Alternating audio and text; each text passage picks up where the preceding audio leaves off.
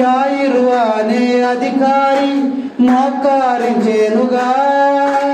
యాయిరు అనే అధికారి మోకారించేనుగా. మరణించే తన కుమార్తె కొరకు ప్రార్థించాడుగా. మరణించే తన కుమార్తె కొరకు ప్రార్థించాడుగా. ఆ యాయిరు కంటే ఎక్కువగా ప్రార్థించుచున్నావా? ఆ యాయిరు కంటే ఎక్కువగా ప్రార్థించుచున్నావా? ప్రార్థనలో ప్రభు ఏమి అడిగినా దయచేస్తాడుగా. ప్రార్థనలో ప్రభు ఏమి అడిగినా దయచేస్తాడుగా. స్తోత్రం స్తోత్రం స్తోత్రము యేసయ్యా. స్తోత్రం స్తోత్రం స్తోత్రము యేసయ్యా. నీవు నన్ను ప్రేమించుచున్నావా? నీవు నన్ను వీరందరికంటే ఎక్కువగా ప్రేమించుచున్నావా? వీరందరికంటే ఎక్కువగా స్తుతించుచున్నావా? వీరందరికంటే ఎక్కువగా ప్రార్థించుచున్నావా? ప్రార్థిస్తున్నావా? మరి నువ్వు ప్రేమిస్తున్నావా? పేతురు గారిని అడిగినటువంటి ప్రశ్న నిన్ను అడిగితే నువ్వేం సమాధానం చెప్తావు? ఏం సమాధానం చెప్తావు? ప్రభు అందరికంటే ఎవరు వారందరూ? నువ్వు అందరికంటే ఎక్కువ ప్రేమిస్తానన్నా ఎవరు వారందరూ? తల్లిదండ్రుల కంటే, సంఘం కంటే, బిడ్డల కంటే, అధికారం కంటే, ఆస్తుల కంటే, సౌందర్యం కంటే, ఇంకా పదవుల కంటే, సమస్తం వీటన్నిటికన్నా నేను నిన్ను ఎక్కువగా ప్రేమిస్తున్నానని పేతురు గారిలాగా మనము చెప్పాలి. ప్రభువా నిన్ను ప్రేమించుచున్నానయ్యా. నా బలము నీవేనయ్యా. చెప్పండి ప్రభుకి. అడిగాడుగా ఆయన. పేతురు గారిని అడిగాడు, నిన్ను కూడా అడిగాడు కదా. నీ సమాధానం చెప్పు. ప్రభువా నిన్ను ప్రేమించుచున్నానయ్యా. నా బలము నీవేనయ్యా. ప్రభువా నిన్ను ప్రేమించుచున్నానయ్యా. నా సంగమును కాపాడయ్యా. ప్రభువా నిన్ను ప్రేమించుచున్నానయ్యా. నా కుటుంబాన్ని కాపాడయ్యా. ప్రభువా నిన్ను ప్రేమించుచున్నానయ్యా. నా బిడ్డలను కాపాడయ్యా. ప్రభువా నేను నిన్ను ప్రేమిస్తున్నా. అంతగా ప్రేమించినటువంటి పేతురు ఏం చేశాడు? ఏం చేశాడు? నువ్వెవరో నాకు, ఈయనెవరో నాకు తెలియదు. ఎన్నిసార్లు చెప్పాడు? 3 సార్లు బొంకేశాడు. బొంకేసిన తర్వాత ఏం చేశాడు? యేసు ప్రభువుని పట్టుకుని అట్లా తీసుకెళ్తుంటే ఆయన ఎవరో నాకు తెలియదు అన్నట్టు వెళ్ళిపోయి ఏం చేస్తున్నాడు? చలిమంట కాసుకుంటా ప్రభువుని తీసుకొస్తుంటే చూస్తున్నాడు. ప్రభువు అంక చూస్తున్నాడు. ఆ తిన్నగా వచ్చిన తర్వాత ప్రభు ఒక్కసారి తలనటు వైపు తిప్పి పేతురు కళ్ళలోకి సూటిగా చూశాడు. చూసినప్పుడు ఎప్పుడైతే పేతురు యేసు ప్రభు యొక్క కన్నులను చూశాడో తనలో ఏమొచ్చేసిందమ్మా? పశ్చాత్తాపం వచ్చేసి దుఃఖపడిపోయి కన్నీరు కార్చి వెయిట్ చేస్తున్నాడు. Praise the lord, praise the Lord. ఆయన ఎవరో నాకు తెలియదు అన్నటువంటి వారు నేత్రములు, పావురము నేత్రములు కలిగి, గువ్వ నేత్రములు కలిగి, పవిత్రమైనటువంటి నేత్రాలను చూసిన వెంటనే, యేసయ్య నేత్రాలు చూసిన వెంటనే అతను ఏమొచ్చేసింది? పశ్చాత్తాపం వచ్చింది. అలాంటి పశ్చాత్తాపము నువ్వు పొందుకోవాలి. యేసయ్య నేత్రాలను చూసినప్పుడు, ఆయన సొగసైనటువంటి సుందరమైనటువంటి అతి సుందరుడు ధవళవర్ణుడు ఆయన చూసినప్పుడు, ఆయన కన్నులను చూసినప్పుడు నీలేం రావాలి? నీ పాపము గుర్తుకు రావాలి. నీ పాపము గుర్తుకు రావాలి. అదే పశ్చాత్తాపం. పశ్చాత్తాపాన్ని కనపరిచేటువంటి కన్నులు యేసయ్యలో ఉన్నాయని ఈ పరమగీతాల ద్వారా ప్రభువు మనకి తెలియజేస్తున్నాడు. పాపపు స్థితి గుర్తు రావాలి. యేసయ్య కన్నులు చూస్తే మన యొక్క పాపపు స్థితి గుర్తొచ్చి పశ్చాత్తాపడి ప్రభు దగ్గర ఎక్కి వచ్చేటువంటి ఆ యొక్క అంతటి పరిపూర్ణమైనటువంటి పశ్చాత్తాపడేటువంటి కన్నులు యేసయ్య కన్నులని పరమగీతాలు మనం. కాబట్టి ఈయన అందగాడా కాదా? సొగసైన వాడా కాదా? అతి సుందరుడా కాదా? 10,000 మందిలో గుర్తించేవాడా కాదా? ఇతని చక్కదనం, ఇతని సొగస్సు ఏమైపోయింది అనే లేఖనాలు చూస్తే మనము చేసినటువంటి తప్పిదముల వలన ఆయన సొగసు అంతా కూడా పోయిందని వాక్య భాగం మనకు తెలియజేస్తా ఉంది. 11వ వచనం ఒకసారి చదువు. అతని చెక్కిళ్ళు సుగంధ మూలికలు పెరుగు మడుల వలె సువాసన వలుకుచుండెను. ఆయన చెక్కిళ్ళేనా అంటే చెంపలు. ఆయన చెంపలు. కోపం వస్తే ఏం చేద్దాం? కొట్టక ముందు, కొట్టిన తర్వాత, కొట్టక ముందు ఏమంటాం? 4 చివరే ఉంటుంది మనకి. ఆడవాళ్ళకి ముందు ఉంటుంది. ఏంటిది? చెంప పగిలి. ఏంటది? కొట్టేది లేదు, పెట్టేది లేదు, చెంప పగిలిపోద్దట. ఇక్కడ యేసుప్రభు యొక్క చెంపలు ఎలా ఉన్నాయి చూడండి. చదువు మళ్ళీ ఒకసారి. అతని చెక్కిళ్ళు సుగంధ మూలికలు. సుగంధ మూలికలు అంటే సువాసన, గంధపు చెక్కలు. అందులో సువాసన వస్తూ ఉంటుంది. ఆయన చెక్కిళ్ళు ఎలా ఉన్నాయో చూడండి. సుగంధ మూలికల వలెను పెరుగు మడుల వలె సువాసన వెదజల్లును. అతని చెంపలు అతి సుకుమారమైనవి అనమాట. గులాబీ రేకుల్లాగా ఉన్నాయి ఆయన చెంపలు. మన ఎలా ఉన్నాయమ్మా? పేరుల్లో రాసి పేరుకుపోయి పెడుసు కట్టేసి ఉన్నాయి మనం. అవునా? ఆయన ఎంత సౌందర్యవంతుడంటే పరమగీతాలు మనకు చక్కగా తెలియజేస్తా ఉన్నాయి. యోహాను శుభవార్త చూడండి ఒకసారి. యోహాను శుభవార్త 18వ అధ్యాయం 22వ వచనం.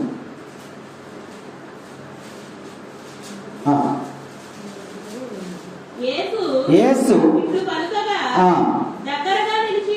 దగ్గరగా నిలిచి ఉన్న ఒక బంట్రోతు ఆయనను చెంపపై కొట్టి. ఎక్కడ కొట్టాడమ్మా ఆయన? బంట్రోతు కొడతామంటే, బంట్రోతు అంటే ఆడు పేరులోనే ఉన్నాడు. కరుడు కట్టినటువంటి వాడు. జాలి దయా కనికరం ఏమన్నది? మొరటి చేతులు కదా.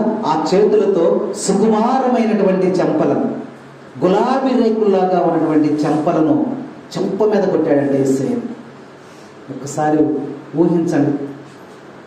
ఎంత సుకుమారమైనటువంటి శరీరాన్ని ఆ యొక్క కఠినాత్ముడైనటువంటి మొరటివాడైనటువంటి ఆ బంట్రోతు ఆ చేతితో కొడితే యేసు ప్రభుకి ఇంకా అందం ఎక్కడ ఉంటుందమ్మా? ఆ దెబ్బలన్నీ కూడా ఎందుకు పడుతున్నాడు? ఎందుకు పడుతున్నాడు? నీకోసమా? నా కోసమా? నీకోసమే, మన అందరి కోసం. ఆ చెంప మీద చెల్లున కొట్టాడంట. ఒక్కసారిగా ప్రాణము విలవిలలాడిపోయి ఉంటుంది. ప్రాణత్యాగం చేస్తూ ఉన్నాడు. అదే మనం చెప్పేటువంటి సిలువ మార్గంలో ఆయన చెక్కెళ్ళు సువాసన వెదజల్లి. అలాంటి చెక్కెళ్ళని ఆయన ఏం చేశాడమ్మా? కొట్టాడని ఇక్కడ వాక్యం రాయబడింది. చెంప మీద కొడుతూ ఉంటే ఆ చెంప మీద కొట్టినప్పుడు, చల్లును కొట్టినప్పుడు అది పగిలిపోయి అందులోంచి రక్తము కారుతా ఉంది. చెంపలంతా కూడా రక్తం కారిపోతా ఉంటే ఇంకా అందం ఎక్కడుంది? సొగసు ఎక్కడుంది? చక్కదనం ఎక్కడుంది? తన రూపాన్ని కోల్పోవటానికి కారణం ఎవరంటే నేనే.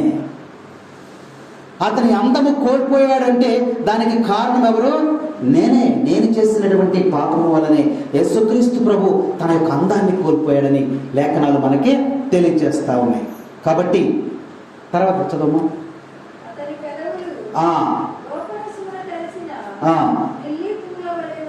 అతని యొక్క పెదవులు. యేసుక్రీస్తు యొక్క తల చూసాము, వెంట్రుకలు చూసాము, తర్వాత చెంపలు చూసాము. పాట ఉందిగా, పాడండి, పాత పాట. దాన్ని నేను వస్తున్నప్పుడు పాడుతున్నాను, అక్కడ కనపడుతుంది. సిలువలో సాగింది యాత్ర, కరుణామయుని దయగల పాత్ర.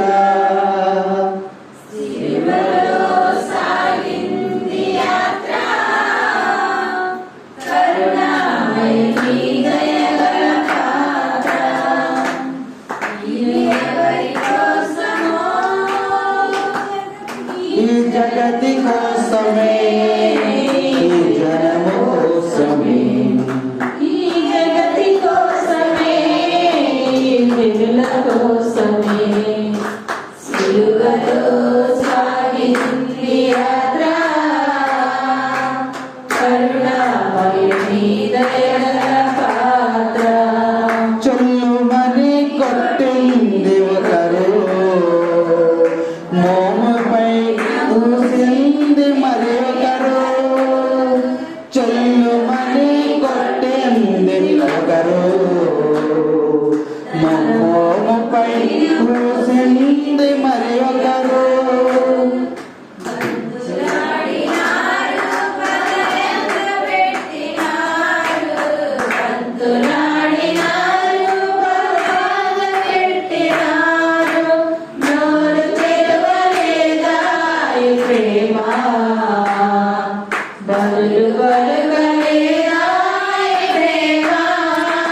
ఏది మారు మాట్లాడడం లేదు, ప్రేమ. నిన్ను ప్రేమిస్తున్నాడు యేసయ్య. అందుకనే ఆ ప్రేమ ఏం చేసింది, నోరు కట్టేసింది. దెబ్బలు పడుతున్నాడు నీకోసం, నిన్ను ప్రేమిస్తున్నాడు. కాబట్టి ప్రేమ అంటే ముందే మనం చెప్పుకున్నాం. ప్రేమిస్తున్నావా, ఇష్టపడుతున్నావా అంటే ప్రేమిస్తున్నాడు యేసయ్య. ప్రేమించే వ్యక్తి ఏం చేస్తాడు, అది నశించుకోవటం ఆయనకి ఇష్టం లేదు. నువ్వు నశించుకోవటం దేవునికి ఇష్టం లేదు. దాన్ని పెంచి పోషిస్తున్నాడు. అందుకని ఆ భారం ఏదో తనే పడుతూ ఉన్నాడు. చంప మీద కొట్టారండి, ఎంత గిలగిలలాడిపోయి ఉంటాడు ఆ పరిస్థితి. ఇంకా ఎక్కడుందా ఆయనకు అందం? ఉందా? అందం ఉందా? తర్వాత వచ్చిన వాళ్ళు ఏముందమ్మా? పెదవులు. యేసుక్రీస్తు యొక్క పెదవులు ఎలా ఉన్నాయమ్మా? లిల్లీ పూల వలె ఉన్నాయి. పెదవులు చూడండి, పెదవుల గురించి మాట్లాడుకుందాం.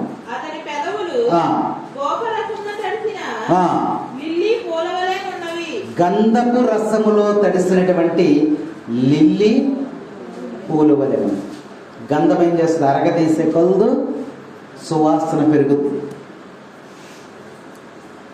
గంధపు చెట్టుని కత్తితో కానీ గొడ్డలతో కానీ నరుకుతున్నాం అనుకోండి, ఆ గంధపు చెక్క వాసన ఆ కత్తికి ఆ గొడ్డలకు కూడా వస్తుంది.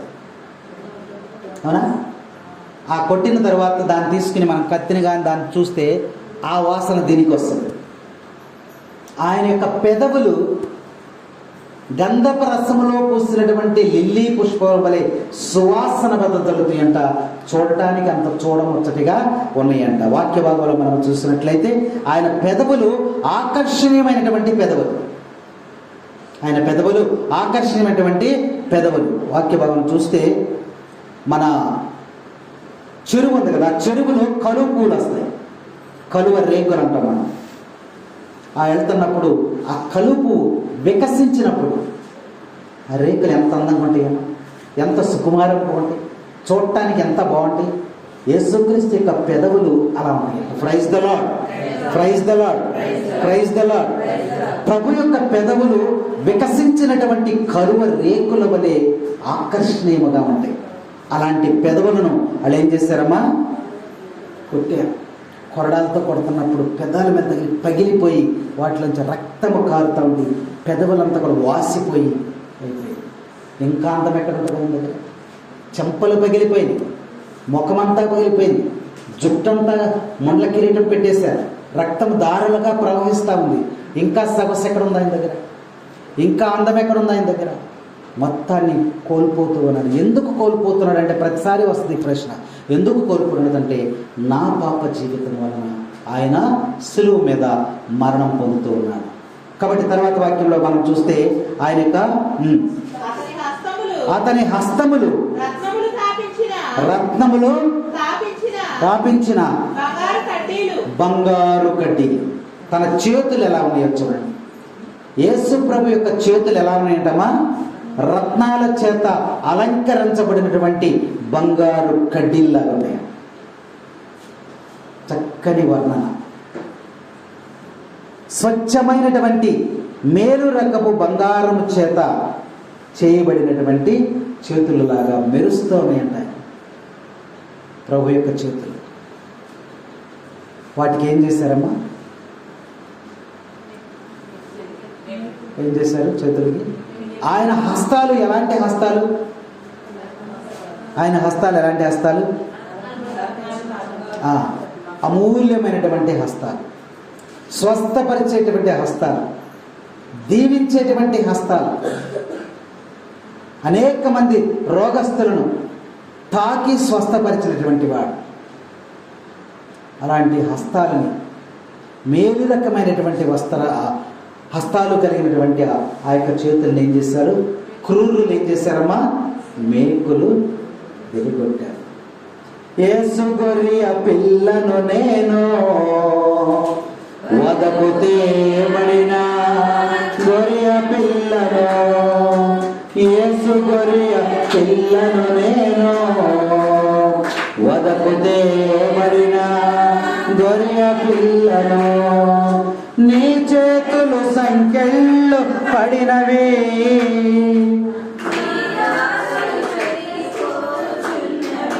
నీ చేతులు సంకెళ్ళు పడినవి, నీ రాతలు దిగిపోచున్నవి, నా కాళ్ళకు మేకులు దిగబడినవి, నా నడతలు రక్తసిక్తమైనవి.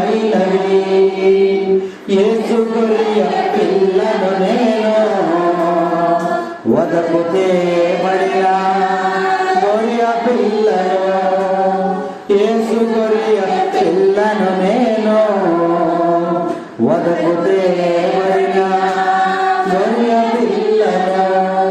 ఆయన బలమైనటువంటి చేతులు, పవిత్రమైనటువంటి చేతులను, పాలుగారేటువంటి ఆ యొక్క చేతులను, బంగారు వర్ణం కలిగినటువంటి ఆయన చేతులను, స్వస్థపరిచేటువంటి ఆయన చేతులను ఏం చేశారమ్మా?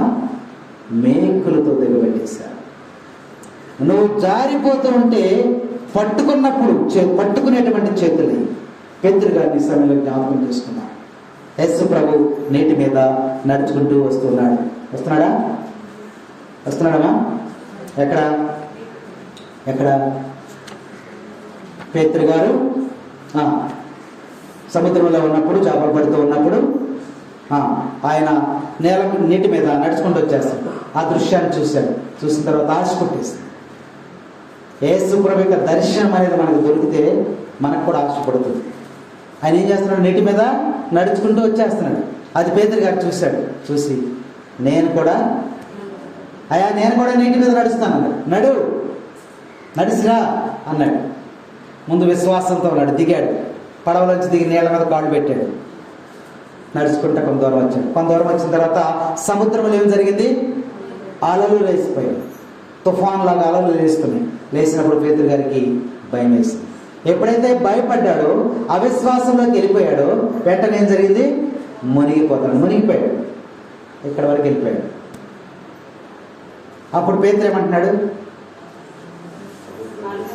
కనికరించుమా యేసయ్యా, కరుణతో బ్రోవమా మెస్సయ్యా, కనికరించుమా యేసయ్యా, కరుణతో బ్రోవమా మెస్సయ్యా. పేతురు అంటున్నాడు, ప్రభు నేను మునిగిపోతున్నాను, నన్ను రక్షించు అన్నాడు. యేసు ప్రభు వదిలేసాడా? వదల్లా. ఏమిచ్చాడు ఆయనకి? తన చేతిని అందించాడు. రక్షించేటువంటి తన హస్తం అది. ఆ హస్తాన్ని అందించి మునిగిపోయేటువంటి పేతురుని పైకి నువ్వెందులో మునిగిపోతూ ఉన్నావు? వాక్యం ఈరోజు మనం జ్ఞాపకపరుస్తాం. నువ్వెందులో వ్యసనాల్లో మునిగిపోయావా, పాపములో మునిగిపోయావా, వ్యభిచారములో మునిగిపోయావా, దొంగతనాల్లో, మోసములో, అసూయలో, శోధనలో, బలహీనతలో, కోపములో ఎందులో మునిగిపోయి ఉన్నావు? నువ్వు ప్రభువుకి కేక పెట్టినట్టయితే ఆయన ఏమందిస్తాడంట? తన చేతిని అందిస్తాడు. ఎలాంటి చేయి? రక్షించేటువంటి హస్తం అది. అలాంటి హస్తాలని ఏం చేశారమ్మా? మేకులేసి కొట్టేశారు. ఇంకా చేతుల అందం ఏముంటుంది? రక్తము కారిపోతుంది. శరీరం అంతా కూడా తన అందాన్నంతా కూడా కోల్పోయినట్టు ఇదిగో వాక్యం మనకు చక్కగా తెలియజేస్తా ఉంది.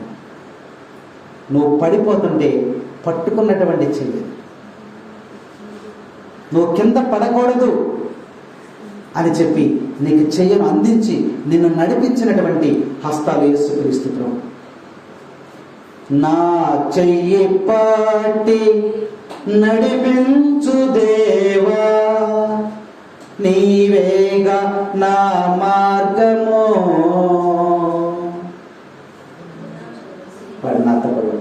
నా చెయ్యి పట్టి నడిపించు దేవా, నీవేగా నా మార్గము. ఏం పడిస్తుంట? నువ్వు పడిపోయినప్పుడు ఆయన లేవనెత్తాడు. నిద్ర వస్తుందా? ఒకసారి నిలబడండి,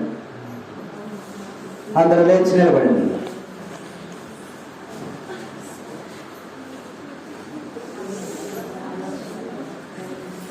పట్టేస్తుంది చాలా సర్కించాలి. మీకేం కూర్చొని పట్టేద్ది, మాకు నిలబడి పట్టేద్ది. పట్టేయడం అనేది కామన్ అందరికి. ఓకేనా? నిద్ర వచ్చిన వాళ్ళు ఒకసారి చప్పట్లు పెట్టండి. అందరూ మెలుగుగానే ఉన్నారా? ఓకే. ఆరాధన చేతును అన్ని వేళలా, ఆత్మతో సత్యముతో ఆరాధించును. ఆరాధన చేతును అన్ని వేళలా, ఆత్మతో సత్యముతో ఆరాధించును. నా ప్రాణ ప్రియుడు యేసయ్యకు, నన్ను కన్న తండ్రి నా యేసుకు. నా ప్రాణ ప్రియుడు యేసయ్యకు, నన్ను కన్న తండ్రి నా యేసుకు. స్తుతి స్తుతి స్తుతి స్తుతి ఆరాధన, హల్లెలూయా హల్లెలూయా ఆరాధన. స్తుతి స్తుతి స్తుతి స్తుతి ఆరాధన, హల్లెలూయా హల్లెలూయా ఆరాధన. ఆరాధన ఆరాధన ఆరాధన ఆరాధన ఆరాధన ఆరాధన ఆరాధన ఆరాధన. ఆరాధన చేతన అన్ని వేళలా, ఆత్మతో సత్యముతో ఆరాధించును. బలవంతుడా జయశీలుడా మృత్యుంజయుడా నా జీవనదాత. బలవంతుడా జయశీలుడా మృత్యుంజయుడా నా జీవనదాత. ఉన్నవాడ అనువాడ నీకే స్తోత్రము, సృష్టికర్త సజీవుడా నీకే స్తోత్రము. ఉన్నవాడ అనువాడ నీకే స్తోత్రము, సృష్టికర్త సజీవుడా నీకే స్తోత్రము. స్తుతి చేయుట నాకెంతో శ్రేయస్కరము, స్తుతి చేయుట నాకెంతో శ్రేయస్కరము. స్తుతి స్తుతి స్తుతి స్తుతి ఆరాధన, హల్లెలూయా హల్లెలూయా ఆరాధన. స్తుతి స్తుతి స్తుతి స్తుతి ఆరాధన, హల్లెలూయా హల్లెలూయా ఆరాధన. ఆరాధన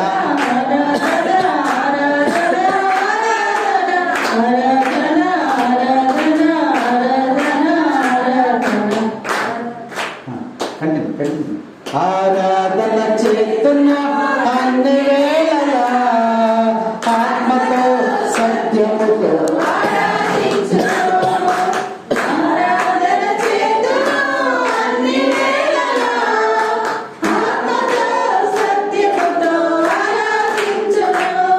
నా ప్రాణ ప్రియుడు యేసయ్యకు నన్ను కన్న తండ్రి నా యేసుకు నా ప్రాణ ప్రియుడు యేసయ్యకు నన్ను కన్న తండ్రి నా యేసుకు. Praise the Lord, praise the Lord. తండ్రి వందనం, తండ్రి స్తోత్రం, యేసువా వందనం, యేసువా స్తోత్రం. Praise the Lord, praise the Lord, praise the Lord. ప్రభునందు ప్రియ సహోదరి సహోదరులారా, ఈ యొక్క చేతులను ఏం చేశారు? మైకిలు కొట్టేశారు. ఇప్పటికి ఎన్ని భాగాలు మనం ధ్యానించాం? మొట్టమొదటి ధ్యానించిందండి, మొట్టమొదటి ఏంటమ్మా?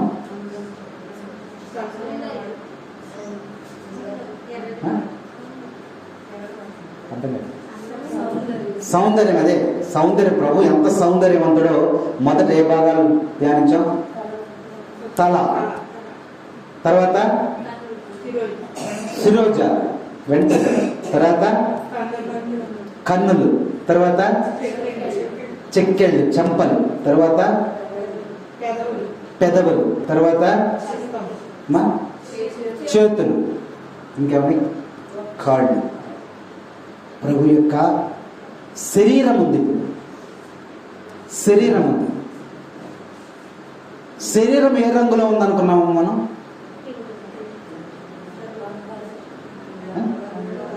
ధవళవర్ణుడు, రత్నవర్ణుడు అయినటువంటి ఆయన శరీరాన్ని ఏ రంగులకు మార్చేసాం మనం? ఎరుపు రంగులకు మార్చేసాం. రక్తసిక్తమైపోయింది. తన దేహమంతా కూడా ఏమైపోయిందమ్మా? రక్తసిక్తమైపోయిందని వాక్యం మనకి బోధిస్తాం. చదువు తర్వాత వాక్యం ఏముంది? ఆయన పరమగీతాల్లో 5వ అధ్యాయంలో అతని పాదములు బంగారపు నెలకొల్పిన చలువరాతి స్తంభములు. ఆయన పాదాలు ఎలా ఉన్నాయి? బంగారు పాదాలు. నా యేసయ్య పాదాలు ఎలాంటి పాదాలమ్మా? మనం ప్రార్థనలో పడతాం, అయా నీ బంగారు పాదాలకి దేవదారు వృక్షములలాగా నిలబెట్టినటువంటి పాదాలు యేసుక్రీస్తు పాదాలు. ఆయన అడుగులలో అడుగేస్తే కూడా స్వస్థత వచ్చింది. అంత మహిమ కలిగినటువంటి పాదాలు. చలువరాతి స్తంభాల వలె ఉన్నాయని వాక్యములు మనకి. లెబనాను వృక్షాల వలె ఉన్నాయంట ఆయన యొక్క కాళ్ళు. తమ్మలా వృక్షాలు గ్రంథంలో ఆనాటి వృక్షాల గురించి చక్కగా రాశారు. అయితే ఏం చేశాం? యేసు గొరియ పిల్లను నేను, వదకు తేబడిన గొరియ పిల్లను. యేసు గొరియ వదకు తేబడిన గొరియ పిల్లను. నీ కాళ్ళకు మేకులు దిగబడినవి, నా నడతలు రక్తసిక్తమైనవి. నీ కాళ్ళకు మేకులు దిగబడినవి, నా నడతలు రక్తసిక్తమైనవి. యేసు గొరియ పిల్లను నేను, వదకు తేబడిన గొరియ పిల్లను. యేసు గొరియ వదకు తేబడిన గొరియ పిల్లను. ఆయన కాళ్ళు ఎలా ఉన్నాయమ్మా? మేకులతో కొట్టేశారు. కాలు మీద కాలేసి మేకులు కొట్టేసేసారు. ఇంకా అతనికి సౌందర్యం ఎక్కడ ఉంటుంది? ఇన్ని బాధలు పడతా ఉంటుంటే ఇంకా అతనికి సౌందర్యం ఎక్కడ ఉంటుంది? ఇంకా సొగసు ఎక్కడ ఉంది? ఆయనకి ఇంకా చక్కదనం ఎక్కడ ఉంది? ఆయన రూపం అంతా కూడా ఏమైపోయింది? వికృతమైపోయింది. మన కళ్ళతో మనం ప్రభువుని చూడలేనటువంటి స్థితి. అదే శిలువ మార్గంలో మనం ధ్యానించాం. ఆయన దేహం ఎలా ఉందో ఇప్పుడు చూద్దాం. కూర్చుంటారా? నిలబడతాం. కూర్చోండి. ఆయన దేహం ఎలా ఉందో చూడండి. మాస్టర్ వచ్చింటే ఇంకొక 5 నిమిషాలు. ఆయన దేహం గురించి మనం చూసినట్లయితే చదవమ్మా.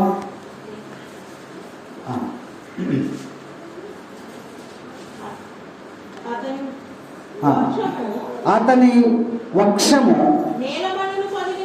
నీలమణులు పొదిగిన దంతపు దిమ్మె. ఆయన శరీరం ఎలా ఉందో చూడండి. నీలమణులు పొదిగిన దంతపు దిమ్మె. నీలము రంగు అనేది దేన్ని చూపిస్తుందంటే ఆకాశాన్ని చూపిస్తుంది. నీలం అనేది దేన్ని చూపిస్తుంది? ఆకాశమును చూసినప్పుడు మనకి నెమ్మది కలుగుతుంది. ఆకాశపు రంగును చూసినప్పుడు మనకేం కలుగుతామా? నెమ్మది కలుగుతుంది. యేసు ప్రభు యొక్క శరీరము నీలమణులు పొదిగినటువంటి ఒక దిమ్మలాగా ఉన్నారు. ఆయన శరీరము ఎంత సుకుమారం అంటే అంత సుకుమారంగా ఆయన శరీరం అనేది ఉంది. అయితే దీన్ని ఏం చేస్తున్నారమ్మా? ఏం చేస్తున్నారు? కొరడాలతో కొడుతూ ఉన్నారు. ఎలా కొడుతూ ఉన్నారు? కొరడాలతో కొడుతూ ఉన్నారు. కొరడాలతో ఎలా కొడుతున్నారో లేఖనాలు మనం చూస్తే ఒళ్ళు గగురు పుడిచే విధంగా ఉంటుంది. చూడండి వాక్య భాగము మత్తయి శుభవార్త 27వ అధ్యాయము 26వ వచనం.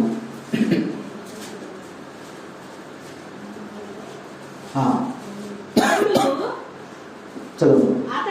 అతడు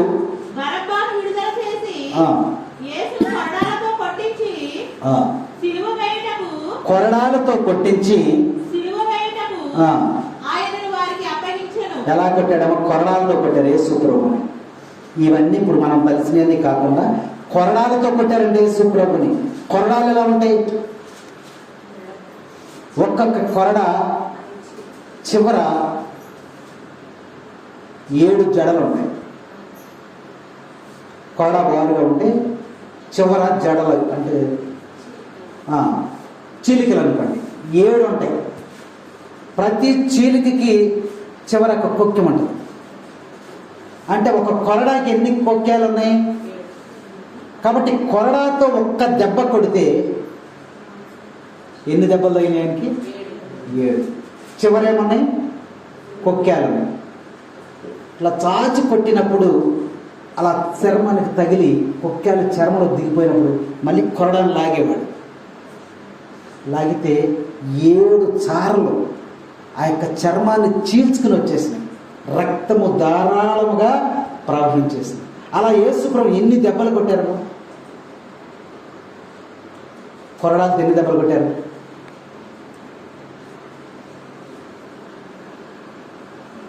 నా ఇంకా చూడండి, అడగనులే, ప్రశ్నలు అడగనులే. 39 దెబ్బలు కొట్టారు. ఎన్ని?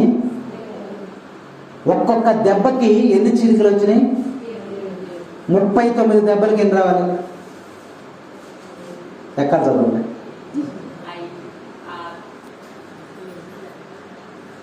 6 వచ్చింది. పెన్నెందుకు వేసుకో? 39 ఇంటూ 7 వేసుకో. ఎన్ని వచ్చినాయి? 5 ఏళ్ళు 31. 39 ఏళ్ళు వేసుకోమా. 273 దెబ్బలు. క్యాల్కులేటర్లు వేసాను. 273 దెబ్బలు శరీరం మీద పడి చర్మాన్ని చీల్చేసింది మొత్తం. ఇంకా ఎక్కడుందమ్మా ఆయన దగ్గర సౌందర్యం? ఇంకా ఎక్కడుంది ఆయన దగ్గర అందం? మనల్ని ఆకర్షించడానికి ఆయన దగ్గర ఏమీ లేదు. నేలను పొలము దున్నుతాం చూడు, మనం పొలము దున్నుతామే, విత్తనాలు వేయడానికి పొలాన్ని దున్నుతాం కదా, అలా చాడులాగా ప్రభు యొక్క శరీరాన్ని దున్నేశారు. శరీరం అంతా కూడా రక్తము కారిపోతా ఉంది. ఇంకా ఎక్కడుందో సొగసు? అందుకనే వాక్య భాగం మనకి తెలియజేస్తా ఉంది. ఏమంటుందంటే ఆయన యొక్క శరీరములో మనల్ని ఆకర్షించేటువంటిది ఏమాత్రం కూడా సొగసు ఆయనలో లేదు. ఎందుకు ఎన్ని బాధలు ఆయన పడ్డాడు అంటే నిన్ను రక్షించడానికే, నిన్ను కాపాడటానికి ఆయన ఇదిగో ఈ యొక్క దెబ్బలు పడ్డాడు. ముండ్ల కిరీటము ధరించాడు ఆయన. ఇంకా పోతే ఆయన శరీరంలో ఉన్నది ఏంటంటే రక్తం. ఆయన శరీరంలో రక్తం ఎంత ఉంది? రక్తం నీ శరీరంలో డాక్టర్ దగ్గరికి వెళ్ళారుగా మీరు. వెళ్ళినప్పుడు ఏం చెప్తాడు ఆయన? ఫస్ట్ నీకు రక్తం లేదమ్మా అని టాబ్లెట్ రాసేది. అవునా? అవి వాడేసేస్తాం మనం. తర్వాత సైడ్ ఎఫెక్ట్ వచ్చేది, దానికి ఇంకోటి వాడేస్తాం. అప్పటికి ఎన్ని టాబ్లెట్లు అయినాయి? రెండు. ఈ రెండు వాడుతూ ఉండగా ఈ రెండు ఏదో సైడ్ ఎఫెక్ట్ వేస్తుంది, మళ్ళీ 3 టాబ్లెట్ల పెరిగిపోతూ ఉంటుంది. యేసుక్రీస్తు ప్రభువులో 6.5 లీటర్ల రక్తం ఉంది శరీరంలో. 6.5 లీటర్ల రక్తము కూడా నీకోసం ఆయన సిలువను కాల్చేశాడు. ఏం లేదు శరీరం, ఆఖరి బొట్టు వరకు కూడా. ఇంకా ఎక్కడి నుంచి వచ్చి ఉంటుందమ్మా అందం, ఇంకా ఎక్కడి నుంచి ఉంటుంది ఆయనకి సొగసు. కాబట్టి ఆయన అందాన్ని కోల్పోవటానికి కారణం ఎవరంటే నువ్వే, నేనే. యేసు ప్రభు తన ఆ అతి సుందరుడైనటువంటి ఆ సుందరమైన సౌందర్యాన్ని, సొగసుని కోల్పోయాడంటే నేనే కారణం. ప్రభువా, నా పాపములను అయితే నువ్వు అందాన్ని కోల్పోయావు అని చెప్పి ప్రభువు దగ్గర మనం పశ్చాత్తాపపడవలసినటువంటి అవసరం ఉన్నది. అందుకనే ప్రభు ఈ సమయంలో మనకి హెచ్చరిక చేస్తూ ఉన్నాడు. ఇంకా చూసినట్లయితే ఆయన యొక్క అందాన్ని మనము ఎందుకు కోల్పోయాడని చూసినట్లయితే 16వ వచనం చదవమ్మా.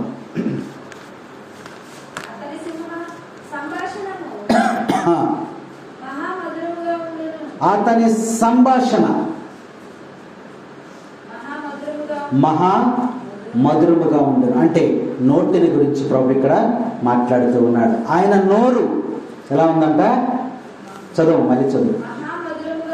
మహామధురముగా ఉండను. ఆయన నోటి నుంచి వచ్చేటువంటి ప్రతి మాట మహామధురముగా ఉంటుందంట. ఆయన స్వరము ఎంతో తీయదనముగా ఉంటుందంట. ఆయన మాటలలోనే మరి అక్కడ వాక్యం మనకి తెలియాలి. స్వరము ఎంత బాగుందో వాక్య భాగం మనకు చక్కగా తెలియచేస్తాము. అన్ని విధముల కాంక్షణీయుడు.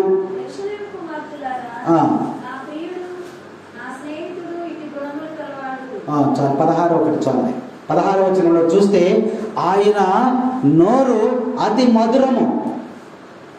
ఆయన నోటి నుంచి వచ్చే ప్రతి మాట కూడా మనకి ఉపయోగపడే విధంగా ఆశీర్వాదకరంగా ఉంటుంది.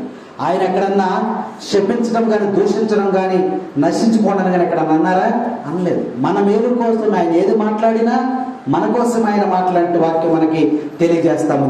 ఆయన నోటి నుండి జాలు వరేటువంటి మాటలు ఎలాంటి అంటే జీవజలపు ఓటలు. పాపపు మాటలు ఆయన నోటి నుంచి రానే రావు. అది ఆయన యొక్క నోరు.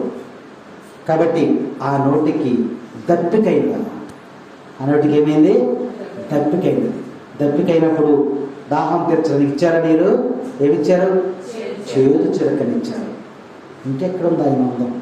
ఇంకెక్కడుంది ఆయన సొగసు? అదే ఈరోజు వాక్యం మనం ప్రశ్నిస్తాము. ఎందుకు కోల్పోయాడు? ఇంత అందగాడైనటువంటి, సుందరాంగుడైనటువంటి, సొగసైనటువంటి యేసుక్రీస్తు ప్రభు ఎందుకు కోల్పోయాడంటే ఒకే ఒక ఆన్సర్ ఏంటంటే నా నిమిత్తం ఆయన అందాన్ని కోల్పోయాడు.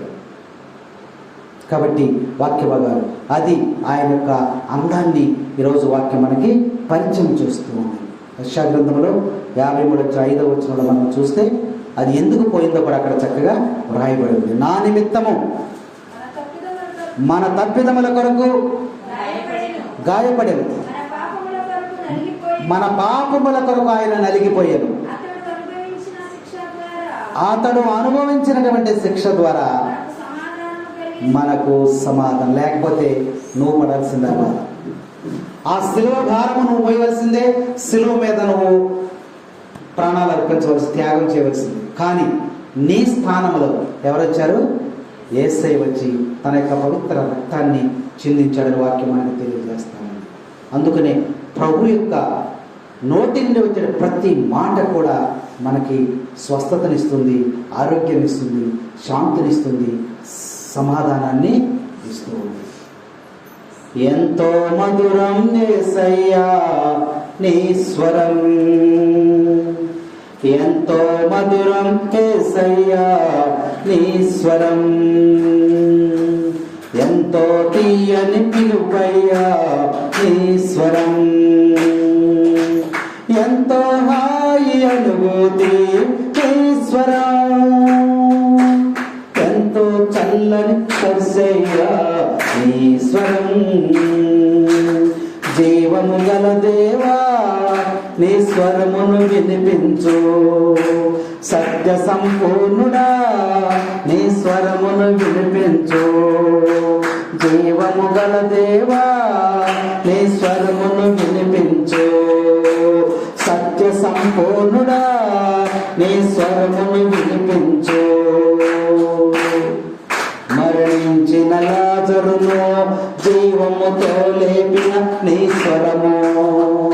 పట్టుబడ్డ వ్యభిచారిని ప్రేమతో క్షమించిన నీ స్వరము, యాయిరు కుమార్తెకు ప్రాణం పోసిన నీ స్వరము, యాయిరు కుమార్తెకు ప్రాణము పోసిన నీ స్వరము, పుట్టుగుడ్డు భర్తీమయని స్వస్థపరిచినది నీ స్వరము. ఆయన నోటిలోని ప్రతి మాట కూడా స్వస్థతే. ఒక్క మాట పలికితే చాలు, నేను ఆరోగ్యమును పొందుతాను. పూజలో మనం అంటాం కదా, ఒక్క మాట యేసు ప్రభు నుంచి నోటి నుంచి ఒక్క మాట వస్తే చాలు. అంత విలువైనటువంటి ఆ యొక్క నోటిని కొరడాలతో కొట్టారు, చెంప మీద కొట్టారు, పెదవుల మీద కొట్టారు. కొడతా ఉంటే ఎక్కడ పడితే అక్కడ తగులుతా ఉంది ప్రభు. దాంతో ప్రభు యొక్క శరీరం అంతా కూడా ఏమైపోయిందమ్మా, రూపం మారిపోయింది. చివరికి ఆయన శిలువ మీద తన ప్రాణాలని అర్పిస్తూ ఉన్నాడు. నీ కోసము ఆయన రక్తము భూమిని తడిపింది. ఏం జరిగింది? ఏ సందర్భాల్లో యేసుక్రీస్తు ప్రభు యొక్క రక్తము భూమిని తడిపిన సందర్భాన్ని ఎప్పుడెప్పుడు ఎప్పుడెప్పుడు ముండ్ల కిరీటము తెచ్చి ఆ తల మీద కొడుతూ ఉంటే అందులో బలమైనటువంటి వాడు యవ్వనస్తులుగా ఉండగా యేసుక్రీస్తు ప్రభు ఆ ముళ్ళు ఒక్కసారిగా ఆ తల మీద పెట్టి కొట్టినప్పుడు ఆ ఫౌంటైన్ లాగా ఒక్కసారి చింపేసింది రక్తం. ఆ రక్తం ఎక్కడ పడింది? భూమిని తడిపినటువంటి సందర్భం. బళ్ళెముతో పొడిచినప్పుడు, కొరడాలతో కొట్టినప్పుడు, చేతులకి మేకులు ఇలా కొట్టినప్పుడు, కొరడా ఆ మేకను అలా పెట్టి ఒక్కసారి శుద్ధితో కొట్టినప్పుడు ఒక్కసారిగా రక్తము మన పంపులు వస్తాయి ఫస్ట్ స్టార్టింగ్ అప్పుడు పుస్సమని వస్తాయి కదా, అలా ఒక్కసారిగా కొట్టిన రక్తం చిమ్మేసి. ఈ సందర్భాలన్నీ కూడా తనలో ఉన్నటువంటి 6 లీటర్ల యొక్క రక్తము భూమి మీదకి వచ్చేసింది. తరువాత ఆయన పైన శిలువ మీద తన ప్రాణాన్ని అర్పించాడు. ఇప్పుడు ఆయన దగ్గర అందం ఉందా అంటారా? యేసు ప్రభు దగ్గర అందం ఉందా? ఎందుకు కోల్పోయాడు సొగసు? అంత అందమైనటువంటి వాడు తన సొగసుని నీ నిమిత్తము నా నిమిత్తమైన కోల్పోయాడని ఈరోజు మనం ధ్యానించినటువంటి ఈ యొక్క యెషయా గ్రంథము 53వ అధ్యాయం మనకి స్పష్టంగా మనకి తెలియజేయబడుతుంది. అదే శిలువ మార్గం. ఈ శిలువ మార్గం 1 నుంచి ఈ 14 స్థలాలు మనం ధ్యానించినప్పుడు మనం ఏంటంటే యథాలాపం అలవాటు చొప్పున చదువుకుంటే వెళ్ళిపోతాం, చదివేసాం అయిపోయింది. కానీ అందులో ఉన్న భావాన్ని చూస్తే యేసు ప్రభు ఇది ఎంత అందగాడు, ఈ విధంగా చివరికి వచ్చేసరికి నీ కోసం ప్రాణత్యాగం చేశాడని ఈరోజు పట్టణాలు మరి చదువుకున్నటువంటి ఒక సువిశేష ప్రకటన మనకి తెలియజేస్తూ ఉంది. అయితే నేను ఆదివారం నాడు మరి దేని గురించి ధ్యానించారు మీరు?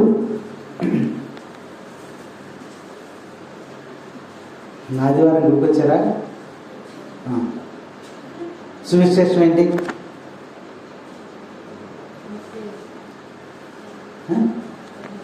ముగిస్తాను, చెప్పండి.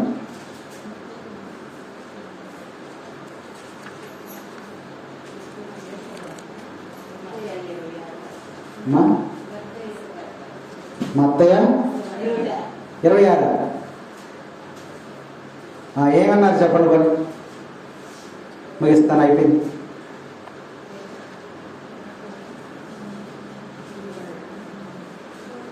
ఈ టైంలో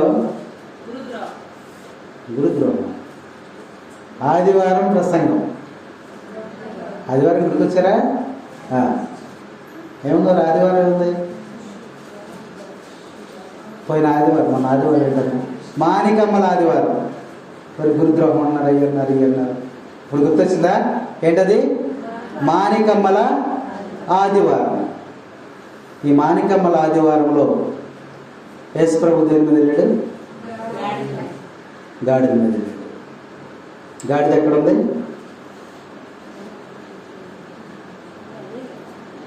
ఎక్కడ ఉంది?